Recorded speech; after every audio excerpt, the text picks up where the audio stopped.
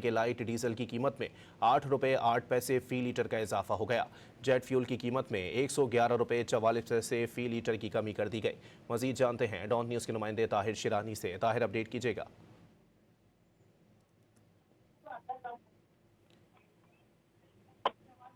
जी Tahir.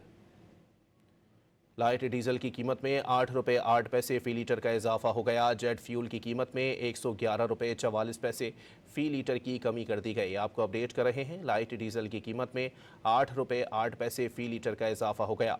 Jet fuel की कीमत में 111 रुपये 44 पैसे फी लीटर की कमी कर दी गई है। अहम खबर है, अपने नाजरीन को अपडेट कर रहे हैं। जेट फ्यूल की कीमत में 111 रुपये 44 पैसे फी लीटर की कमी देखने में आई है। आपको बताएं कि लाइट डीजल की कीमत में 8 रुपये 8 पैसे फी लीटर का इजाफा हो गया।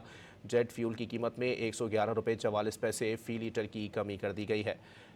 आपको अपडेट कर रहे हैं इस हवाले से कि जहाज़ों में इस्तेमाल होने वाले ईंधन की कीमत में बड़ी कमी देखने में आई। जेट फ्यूल की कीमत में 111 रुपये 44 पैसे फ़ी लीटर की कमी कर दी गई। जेट फ्यूल की कीमत कम होकर 330 रुपये 22 पैसे फ़ी लीटर हो गई है।